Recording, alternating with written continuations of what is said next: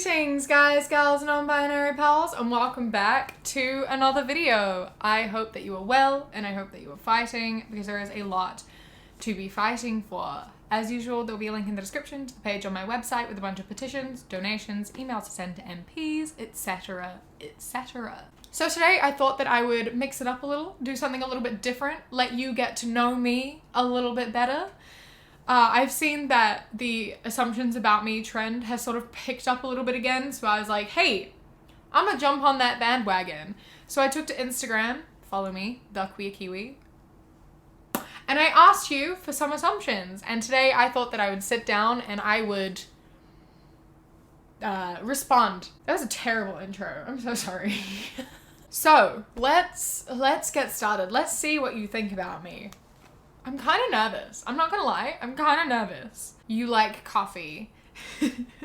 If you follow me on social media, you know that I have a little bit of a problem. The first thing I bought with a YouTube paycheck, before a camera, before lights, before anything, day one of moving into this flat, was a proper espresso machine. And then I cried when it arrived. It arrived on the same day as my play button, and I cried way more when I got my espresso machine. I love it so much. I have a really terrible caffeine dependency. Like, coffee is the thing that gets me out of bed in the morning. If I don't have caffeine within an hour of being awake, I just have the worst migraine and I'm just not a functional human. So, like, slight understatement, you give off vibes that you either never left the emo phase or wish you were still in your emo phase. I'm kind of in the middle. Like, I never had an intense emo phase. I sort of was very depressed. I had an emo phase, but it wasn't like the classic, you know, like My Chem. I was 5 Sauce. 5 Sauce was my emo band, but like I still listen to a lot of like emo bands. Like The Main is my favorite band, and Sounds Good Feels Good is my favorite album. And I really like that genre of like pop punk, but I don't know if that... I'm not really in an emo phase though, as you can probably tell by the amount of color that I wear all the time. You don't like Vegemite. You're correct. Marmite or nothing. You're gay. What gave you that impression? I don't know what you're talking about. I don't know where you get that from. You are better at giving advice than following it. Oh, 1000%. I would like to say that I'm quite good at giving advice. I was in therapy for many, many years, and I have what I like to call therapy brain, where I like switch into therapy brain and just become my therapist. I remember everything she's ever said to me and I can say it. I know exactly what my therapist would say and do. I will give validation. I will listen. And I will give good advice that I know I should follow, but it's very hard to follow. There's so many people just saying that I'm cool. I'm not cool. I'm really not. I appreciate it though. I'm glad that you think I'm cool. There's people saying that I give off short vibes. What does that mean? Do I give off short vibes? There's multiple here just saying that I'm short and a bottom. Listen, I'm not short. I'm 5'7", but I feel attacked by all the ones calling me a bottom. Do I really give off that much bottom vibes? A morning person. Yeah, I actually am a morning person. I wake up quite early. I can work way better in the morning than at nighttime, because by the time it gets to the evening, I've used all my energy just existing during the day. If I do work as soon as I wake up, I have the energy from being asleep. As the day goes on, I've been using my energy. How am I meant to have energy left at the end of the day? I've used it just from being alive, you know? So yeah, I am way more efficient in the morning. I don't know how I did this, but at the end of last year, my morning schedule was absolutely fucking mad. I woke up at 4 a.m. I did an hour of uni work. Then I went to Pilates for 45 minutes. Then I went to the gym for an hour and a half. And then I went to my job that was retail for 9 hours on my feet. And then I got home at like 7. Why? Why did I do that to myself? You know what? I know why. Mental illness. Eating disorders, man. They fuck with you. I ran out of medication a couple days ago because I'm stupid and I thought I had a week left and I didn't. I'm a bit not in my brain is not functioning properly. I have no filter. That's really all I can say. Prefer doms over subs? Yes, but that's because I am a sub, and having two subs together doesn't always work. You talk fast in normal conversations. I talk so fast, it's ridiculous. It's a problem. Kiwis are known for speaking quite quickly. Sometimes when I'm talking to like Kat or some of my other friends, like you literally could not tell what we were saying if you weren't one of us. When I talk to like one of my best friends at home and we're with other people, they're just there like, what? Don't even finish sentences. We just speak in half sentences at like a ridiculously fast speed. So if we're friends, that's what's gonna happen. We speak in half sentences ridiculously fast and we just read each other's minds. That's how I talk to people, honestly. You make everything about yourself as gay as possible but don't own a pride flag.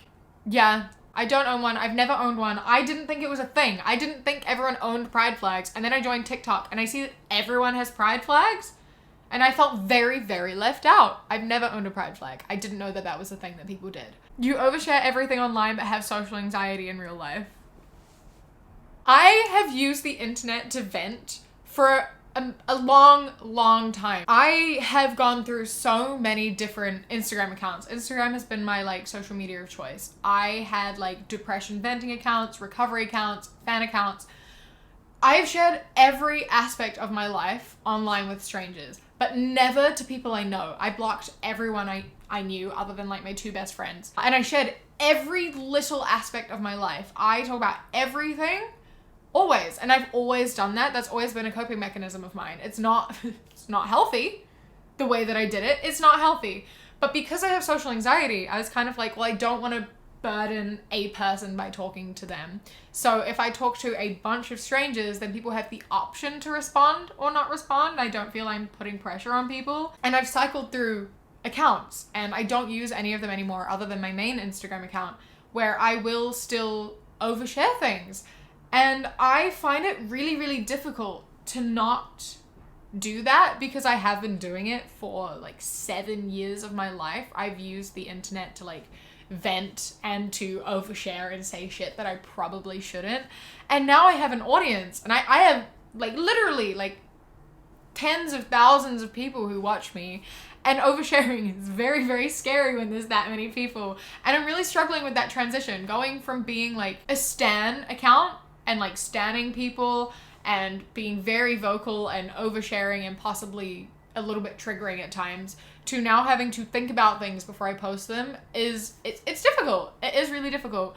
And I do have very severe social anxiety. And now I have people that I've watched for months, years even, who follow me on social media now, who watch my stories, which makes me very, very anxious because now I'm like, oh shit. I want these people to like me because I want to be their friend. And they probably all hate me because I say some shit that I shouldn't. So yeah, you got me pretty spot on. You were a directioner. No, I actually wasn't a directioner. I was a 5-star stan and a 5-star stan only. I was one of those, I'm not like the other girls that, you know, we talked about a few videos ago where I'm like, I don't get One Direction. And I just refused to listen to them because it's what all the other girls listened to, and I didn't want to be one of them. I wasn't like one of the other girls, so I never listened to One Direction. You hate the fact you're attracted to men. Yeah, a little bit.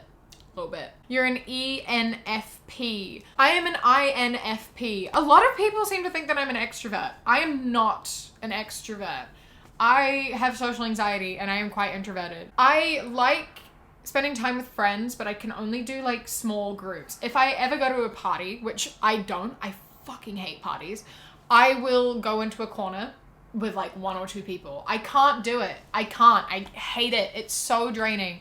If I spend multiple days around people, I have to then retreat into my room and just cry for like a week. I am not an extrovert. I'm glad that I come off as this big, confident, like, oh, I love people. But I'm not. Socializing terrifies me so much. But I'm an INFPT. I actually did a whole podcast on this with my best friend. We do a podcast if you want to check it out. I will link that specific episode on whichever side. I always forget. I thought you were 23 to 24. A lot of people think that I'm older than I am. I am 20. How old did you think I was? Let me know. I'm really curious. A lot of people seem to think that I'm older than I am, but it's just the trauma. You had a really hard time figuring out your sexuality. No, I didn't. I never really struggled with it. I've never actually thought about my sexuality. That's why I label it as queer, because I've just kind of exist. I had a boyfriend all through high school, so I never thought about other people that I liked, really. I just had a boyfriend, and then when we broke up, I was like, you know, just living my life, and I ended up hooking up with this girl, and then we started dating, and then when we broke up, I liked this guy, and then we started dating, and then now we're here. I just never thought about it. I was like, I like this person. Oh, I'm attracted to this person, and I just went with it. I've never thought about it because my parents raised me sort of my whole life being like, when you get a boyfriend or a girlfriend, it was never exclusive. My mom is like very against labels, and she has always just sort of been like, yeah, whatever. And so I never felt like I had to label myself or justify my attraction to people or even think about it. I just kind of liked who I liked, and that's sort of how it goes. And I realize that I'm very lucky for being able to do that. But hopefully one day it can all be a bit like that. I just exist, like who you like. Shouldn't matter. You were bullied as a kid. Yes, I was. I was specifically bullied for my weight a lot, which is how I ended up with an eating disorder. So thanks to that, everyone at school, I really appreciate you a lot. It was really great. You are not able to be in a relationship right now because of your mental state. Yes and no. Yes, that is what I'm meant to be doing, but no, the reason I'm not in a relationship is because of COVID. I find myself in relationships really easily. It's really terrible. My therapist told me a couple years ago, when I broke up with my girlfriend, she's like, you aren't allowed in a relationship for 6 months. You need to be by yourself. And then a month later, I had a boyfriend. And then when we broke up, a couple months later, I ended up kind of dating this guy. And we only stopped seeing each other because I moved to London.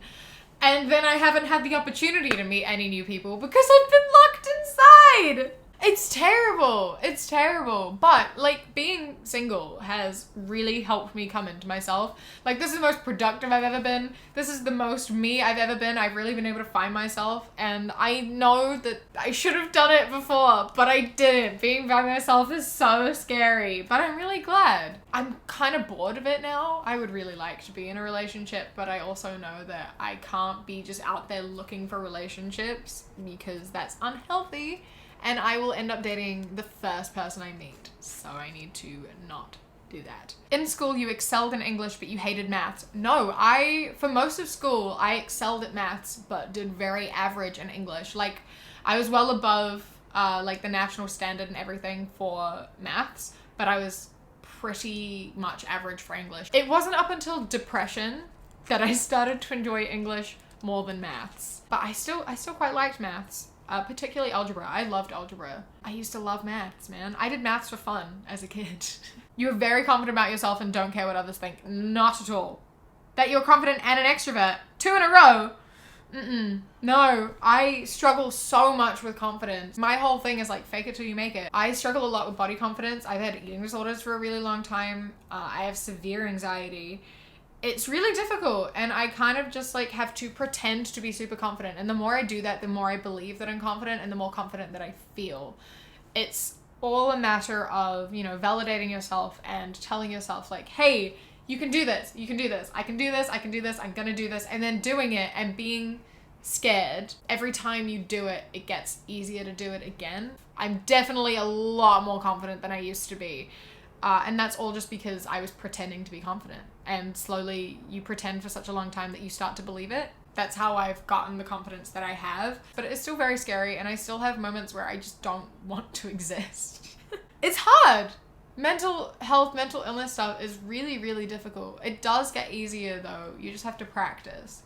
I've been doing this for years now. Therapy has helped an immense amount. You can build confidence. I promise. You can build confidence. You have at some point owned or wanted to own a reptile. I had turtles, and then one of the turtles ate the other one and then died of loneliness. It was fucked. Secretly love Folklore by Taylor Swift. No, I proudly love Folklore by Taylor Swift and everything that woman does. I love Taylor Swift, and I hate the way that she was treated by people. I hate that people hate her for no goddamn reason. If you hate Taylor Swift, why? Honestly, why? I don't understand. Not Corey did a really good video about Taylor Swift. It's titled, "Do You Really Hate Taylor Swift or Are You Sexist?" It's a very, very good video. He explained it very, very well, and I highly recommend watching it. And I also definitely recommend watching her documentary, New Americana, that's what it's called, right? On Netflix. Honestly, because I just want to know why people hate her. She's done literally nothing wrong. I love that woman. I love that woman so much. I will proudly love Folklore. It is a good album. I assume you live in an adorable condo in New York. No, I live in a flat in London. I think a lot of people think that I live in the States because I have a weird accent, and also most of you are in the States, which is interesting. I don't know why I have such a huge American audience, but hi, all the way from across the pond. Is that what you say? I'm so awkward.